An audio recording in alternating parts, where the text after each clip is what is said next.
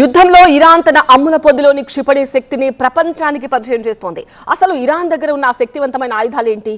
యుద్ధానికి ముందెన్నున్నాయి, ప్రస్తుతం ఎన్నున్నాయి? ఫుల్ డీటెయిల్స్ మా కొలీగ్ సత్య అందిస్తారు.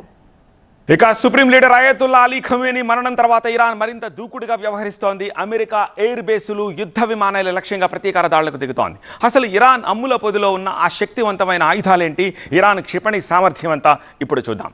ఈ దాడులతోటి ఇరాన్ తన అమ్ముల పొదిలోని క్షిపణి శక్తిని ప్రపంచానికి పరిచయం చేస్తోంది. గత 3 దశాబ్దాలుగా ఇరాన్ తన క్షిపణి వ్యవస్థను అత్యంత వ్యూహాత్మకంగా అభివృద్ధి చేసుకుంది. యుద్ధానికి ముందు ప్రస్తుతం ఉన్న అంచనాల్ని ఒకసారి ఈ గ్రాఫిక్స్ రూపంలో పరిచయం చేద్దాం. యుద్ధానికి ముందు ఇరాన్ దగ్గర మొత్తం ఎన్ని ఉన్నాయి తెలుసా? 2500 నుంచి 3000 వరకు క్షిపణులు ఉన్నాయి. ప్రస్తుతం 1200 నుంచి 1500 వరకు క్షిపణులు ఉన్నట్టు అంచనా వేస్తున్నారు. ప్రస్తుతం యుద్ధరంగంలో ఏ క్షిపణులు వినియోగిస్తోంది, వాటి సామర్థ్యం ఎంత, ప్రస్తుతం ఇవన్నీ ఉన్నాయి కూడా ఒకసారి డీటెయిల్గా చూద్దాం. ఖుర్రామ్ షహర్ క్షిపణి, ఇది ఇరాన్ వద్ద ఉన్న అత్యంత సుదూర లక్ష్యాలను ఛేదించగల క్షిపణి. 1800 కేజీల భారీ యుద్ధ విమాన విస్ఫోటకాలను తీసుకెళ్లగల సామర్థ్యం దీని సొంతం. ఇవి 3000 కిలోమీటర్ల మేర ప్రయాణించగలవు. ప్రస్తుతం 100 క్షిపణులు ఇరాన్ దగ్గర ఉన్నాయి. ఇక సెజిల్ క్షిపణి, ఇది ఘన ఇంధనంతో పనిచేసే క్షిపణి. ఇది కూడా చాలా తక్కువ సమయంలో ప్రయోగించవచ్చు. ఇది శత్రువుల రాడార్ల కళ్ళు గప్పి అత్యంత వేగంగా లక్ష్యాన్ని చేరుకుంటుంది. దీని రేంజ్ ఎంతో తెలుసా?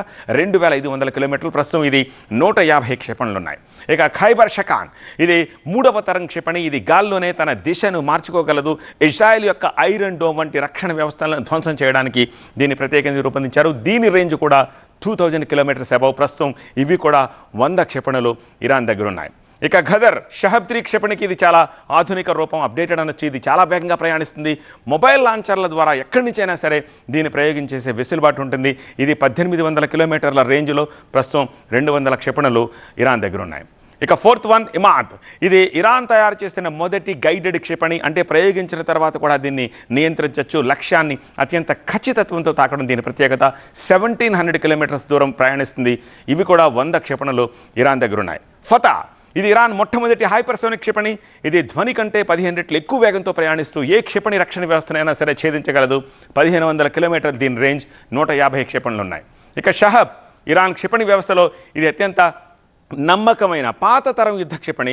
గల్ఫ్ ప్రాంతంలోని అమెరికా సైనిక స్థావరాలను లక్ష్యంగా చేసుకోవడానికి దీనికి ఎక్కువగా వినియోగిస్తున్నట్టుగా తెలుస్తోంది. 1300 కిలోమీటర్లు దీని రేంజ్. 300 క్షిపణులు ఉన్నాయి. ఇవే కాకుండా అత్యాధునిక డ్రోన్లు ఇరాన్ సైనిక వ్యూహంలో కీలక పాత్ర పోషిస్తున్నాయి. ఈ క్షిపణి బలమే ఇప్పుడు అమెరికా, ఇజ్రాయెల్ వంటి దేశాలను ఆచితూచి అడుగులు వేసేలా చేస్తుంది. అయితే యుద్ధం ప్రారంభంలో దాదాపు 3000 క్షిపణులతో గర్జించిన ఇరాన్ ఇప్పుడు 1200 నుంచి 1500 క్షిపణులకు పడిపోయిందంటే సగం శక్తి ఇప్పటికే ఖర్చు అయిపోయింది కేవలం ఈ 4 రోజులకే. సో ఇక రాబోయే ఎన్ని రోజులు ఈ క్షిపణులు తన దగ్గర ఉన్నాయి, ఇవి కాకుండా ఏమైనా ఉన్నాయా అనేదే ఇప్పుడు క్వశ్చన్.